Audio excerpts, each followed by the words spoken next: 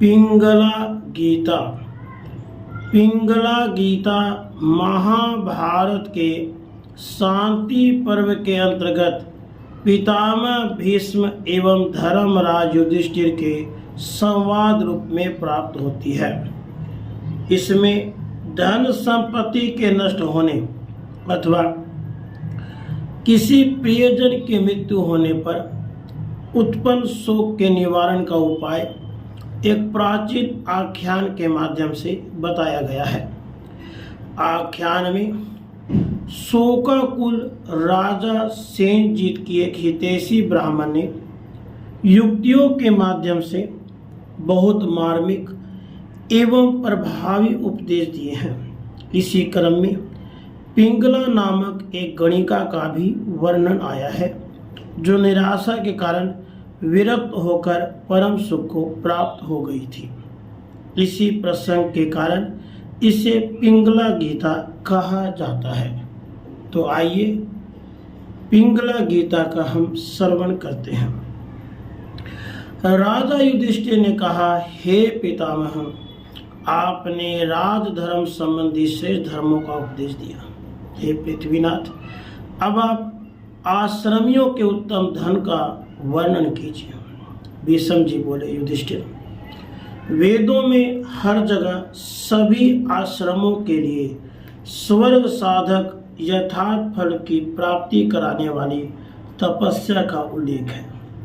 धर्म के बहुत से द्वार हैं, संसार में कोई ऐसी क्रिया नहीं जिसका कोई फल न हो। भरतश्रेष्ठ, जो पुरुष जिस विषयों में पूर्ण निश्चय को पहुंच जाता है, जिसके द्वारा उसे अभिसिद्धि का विश्वास हो जाता है, उसी को वह कर्तव्य समझता है, दूसरे विषय को नहीं। मनुष्य जैसे जैसे संसार के पदार्थों को सारहीन समझता है, वैसे ही वैसे इनमें उनका वैराग्य होता जाता है, इसमें संशय नहीं। युधिष्ठिर, इस प्रकार यह जगत अनेक दोषों से परिपूर्ण है। ऐसा निश्चय करके बुद्धिमान पुरुष अपने मोक्ष के लिए प्रयत्न करें। युधिष्ठिर ने कहा, दादाजी, धन के नष्ट हो जाने पर अथवा स्त्री पुत्र या पिता के मर जाने पर किस बुद्धि से मनुष्य अपने शोक का निवारण करे, या मुझे बताइए। भीष्म जी ने कहा, वत्स, जब धन नष्ट हो जाए अथवा स्त्री पुत्र या पिता की मृत्यु हो जाए, तब संसार कैसा दुखमय है, यह सोचकर मनुष्य शोक को दूर करने वाले सम दम आदि साधनों का अनुष्ठान करें। इस विषय में किसी हितैषी ब्राह्मण ने राजा सेनजीत के पास आकर उन्हें जैसा उपदेश दिया था, उसी प्राचीन इतिहास को विद्वान पुरुष दृष्टांत के रूप में प्रस्तुत किया करते हैं। राजा सेनजीत के पुत्र की मृत्यु हो गई थी। वे उसी के शोक की आग से जल रहे थे। उनका मन विषाद में डूबा हुआ था। उन शोक विह्वल नरेश को देखकर ब्राह्मण इस प्रकार कहा, राजा, तुम मूढ़ मनुष्य की भांति क्यों मोहित हो रहे हो? शोक के योग्य जो तुम स्वयं ही हो, फिर दूसरों के लिए क्यों शोक करते हो? एक दिन ऐसा आएगा जबकि दूसरे शोचनीय मनुष्य तुम्हारे लिए भी शोक करते हुए उसी गति को प्राप्त होंगे। पृथ्वीनाथ, तुम, मैं और ये दूसरे लोग जो इस समय तुम्हारे पास बैठे हैं, सब वहीं जाएंगे जहां से हम आए हैं। सेनजीत ने पूछा, तपस्या के धनी ब्राह्मण देव, आपके पास ऐसी कौन सी बुद्धि, कौन सा तप, कौन सी समाधि, कैसा ज्ञान और कौन सा शास्त्र है जिसे पाकर आपको किसी प्रकार का विषाद नहीं है? सुख और दुख का चक्र घूमता रहता है। मैं सुख में हर्ष से फूल उठता हूँ, दुख में क्षीण हो जाता हूँ। ऐसी अवस्था में पड़े हुए अपने आप को मेरे लिए अत्यंत शोक होता है। यह शोक मेरे हृदय में डेरा डाले बैठा है। ब्राह्मण ने कहा, राजन, इस संसार में उत्तम, मध्यम और अधम सभी प्राणी भिन्न भिन्न कर्मों में आसक्त होकर दुख से ग्रस्त हो रहे हो। मैं तो अकेला हूँ, ना तो दूसरा कोई मेरा है और ना मैं किसी दूसरे का। मैं उस पुरुष को नहीं देखता जिसका मैं हो जाऊं, तथा उसको भी नहीं देखता जो मेरा हो। ना मुझ पर किसी की ममता है, ना मेरा ही किसी पर ममत्व है। यह शरीर भी मेरा नहीं, अथवा सारी पृथ्वी भी मेरी नहीं है।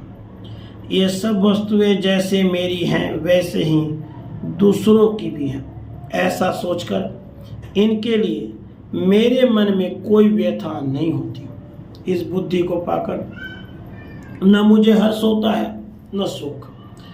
जिस प्रकार समुद्र में बहते हुए दो काष्ठ कभी कभी एक दूसरे से मिल जाते हैं और फिर मिलकर अलग हो जाते हैं, उसी प्रकार इस लोक में प्राणियों का समागम होता है।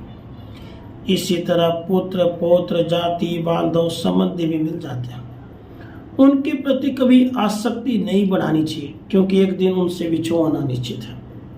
तुम्हारा पुत्र किसी अज्ञात स्थिति से आया था और अब अज्ञात स्थिति में ही चला गया है। न वह तुम्हें जानता था और न तुम उसे जानते थे। फिर तुम उसके लिए कौन होकर किस लिए शोक करते? संसार में विषयों की तृष्णा से जो व्याकुलता होती है उसी का नाम दुख है, और उस दुख का विनाशी सुख है। उस सुख के बाद पुनः कामना जनित दुख होता है। इस प्रकार बारंबार दुख ही होता रहता है। सुख के बाद दुख, दुख के बाद सुख आता है। मनुष्यों के लिए सुख और दुख चक्र की भांति घूमते रहते हैं। इस समय तुम सुख से दुख में आ पड़े हो, अब फिर तुम्हें सुख की प्राप्ति होगी। यहाँ किसी प्राणी को न तो सदा सुख ही प्राप्त होता और न सदा दुखी।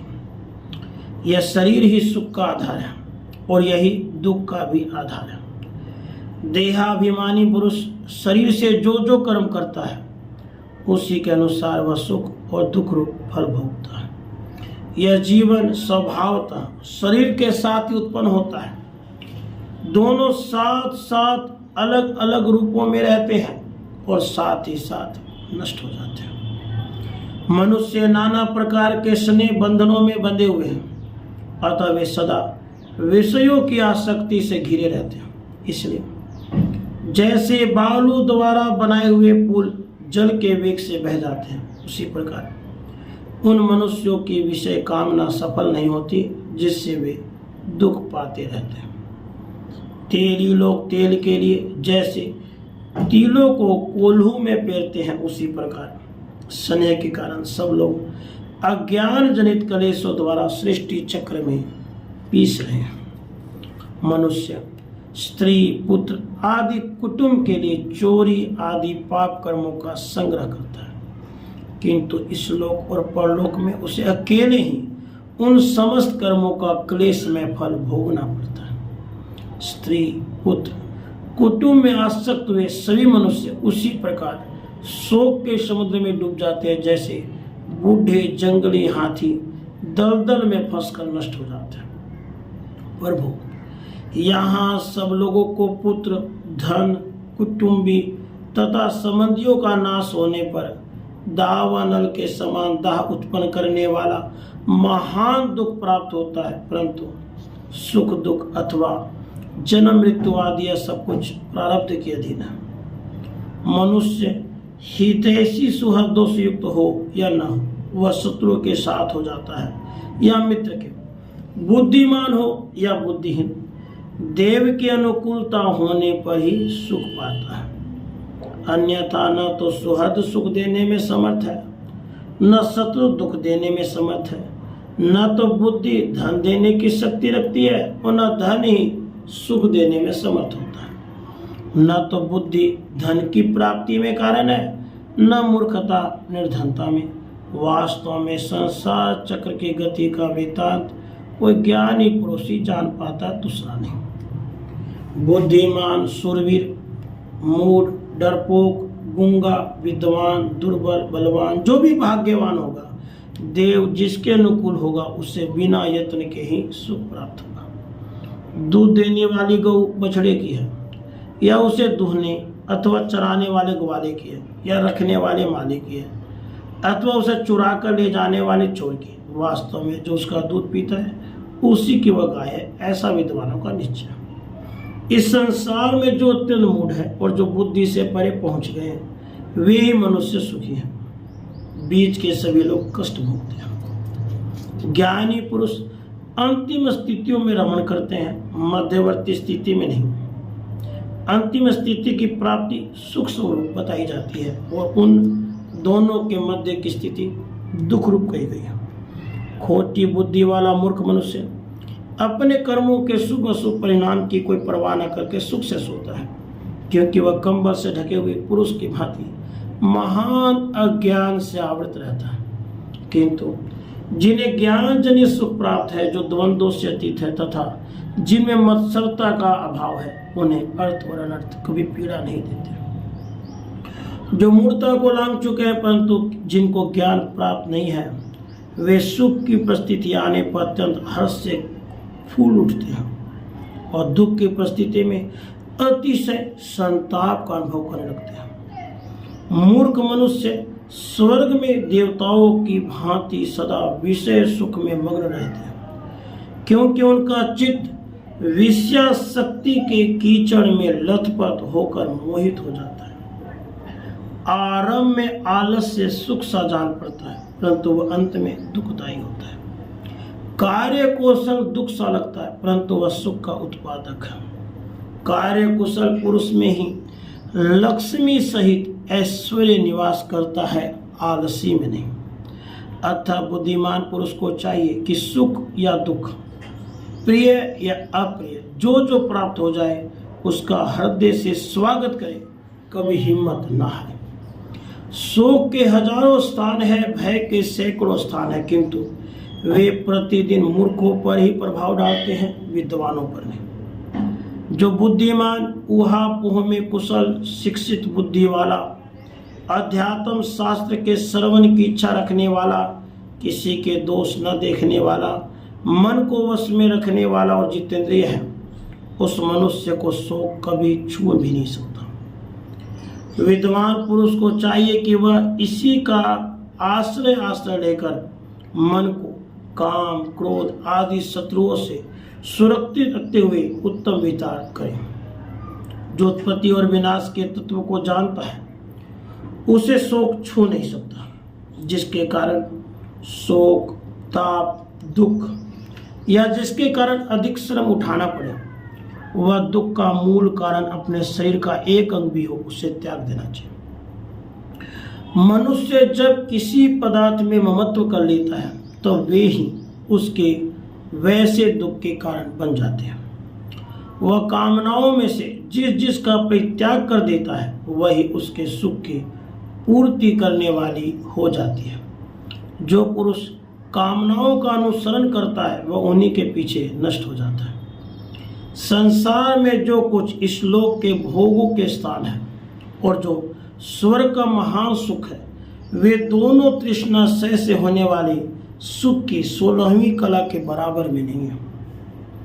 मनुष्य बुद्धिमान हो, मूर्ख हो अथवा शूरवीर हो, उसने पूर्व जन्म में जैसा शुभ या शुभ कर्म किया है उसका वैसा ही फल उसे भोगना पड़ता है। इस प्रकार जीवों की अप्रिय प्रिय सुख दुख की प्राप्ति बार बार क्रम से होती रहती है, इसमें संदेह नहीं है। ऐसी बुद्धि का आश्रय लेकर कामनाओं के त्याग रूपी गुण से युक्त हुआ मनुष्य सुख से रहता है। इसलिए सब प्रकार के भोगों से विरक्त होकर उन्हें पीठ पीछे कर दे, अर्थात उनसे विमुख हो जाए। हृदय से उत्पन्न होने वाला यह काम हृदय में ही पुष्ट होता है, फिर यही मृत्यु का रूप धारण कर लेता है, क्योंकि जब इसकी सिद्धि में कोई बाधा आती है तब विद्वानों द्वारा यही प्राणियों के शरीर के भीतर क्रोध के नाम से पुकारा जाता है। कछुआ जैसे अपने सभी अंगों को सबों से समझ लेता है, उसी प्रकार यह जीव जब अपनी सब कामनाओं को संकोच कर देता है तब यह अपने विशुद्ध अंतःकरण में ही स्वयं प्रकाश स्वरूप परमात्मा का साक्षात्कार कर लेता है। जब यह किसी से भय नहीं मानता और इससे भी किसी का भय नहीं होता, जब यह किसी वस्तु को न तो चाहता है और न उससे द्वेष ही करता है, तब परब्रह्म परमात्मा को प्राप्त कर लेता है। जब ये साधक सत्य और असत्य अर्थात जगत के व्यक्त और अव्यक्त पदार्थों का, शोक और हर्ष का, भय और अभय का, प्रिय और अप्रिय आदि समस्त द्वंद्वों का परित्याग कर देता है, तब उसका चित्त शांत हो जाता है। जब धैर्य संपन्न ज्ञानवान पुरुष किसी प्राणी के प्रति मन, वाणी और क्रिया द्वारा पापपूर्ण बर्ताव नहीं करता, तब परब्रह्म परमात्मा की प्राप्ति कर लेता है। खोटी बुद्धि वाले मनुष्यों के लिए जिसका त्याग करना कठिन है, जो मनुष्यों के जीर्ण हो जाने पर भी स्वयं कभी जीर्ण नहीं होता, जो प्राणों के साथ जाने वाला रोग बनकर रहता है, उस तृष्णा को जो त्याग देता है उसी को सुख मिलता है। राजन, इस विषय में पिंगला की गाई हुई गाथाएं सुनी जाती है, जिसके अनुसार चलकर संकट काल में भी उसने सनातन धर्म को प्राप्त कर लिया था। एक बार पिंगला वेश्या बहुत देर तक संकेत स्थान पर बैठी रही, तब भी उसका प्रियतम उसके पास नहीं आया। इससे वह बड़े कष्ट में पड़ गई, फिर भी शांत रहकर इस प्रकार विचार करने लगी। पिंगला बोली, मेरे सच्चे प्रियतम चिरकाल से मेरे निकट ही रहते हैं, मैं सदा ही उनके साथ ही रहती आई हूँ, वे कभी उन्मत्त नहीं होते, परंतु मैं ऐसी मतवाली हो गई थी कि आज से पहले उन्हें पहचान ही न सके। जिसमें एक ही खंभा 9 दरवाजे हैं, उस सही रूपी घर को आज से मैं दूसरों के लिए बंद कर दूंगी। यहाँ आने वाले उस सच्चे प्रीतम को जानकर भी कौन नारी किसी हाड़ मांस के पुतले को अपना प्राण वल्लभ मानेगी। अब मैं मोह निद्रा से जग गई हूँ, निरंतर सजग हूँ, कामनाओं को भी त्याग कर चुकी हूँ, अतः वे नरक रूपी धूर्त मनुष्य काम का रूप धारण करके अब मुझे धोखा नहीं दे सके। भाग्य से अथवा पूर्वकृत शुभ कर्मों के प्रभाव से कभी कभी अनर्थ भी अर्थरूप हो जाता है, जिससे आज निराश होकर मैं उत्तम ज्ञान से संपन्न हो गई हूँ। अब मैं जितेंद्रिय हो गई हूँ। वास्तव में जिसे किसी प्रकार की आशा नहीं है, वही सुख से सोता है। आशा का न होना ही परम सुख है। देखो, आशा को निराशा में परिणत करके पिंगला सुख के नींद सोने लगे। भीष्म जी कहते हैं, राजन, ब्राह्मण के कहे हुए इन पूर्वोक्त तथा अन्य युक्त वचनों से राजा सेनजीत का चित्त स्थिर हो गया। वे शोक छोड़कर सुखी हो गए और प्रसन्नता पूर्वक रहने लगे। इति श्री महाभारते शांति पर्वणि मोक्ष धर्म पर्वणि पिंगला गीता संपूर्णा। राधे कृष्ण।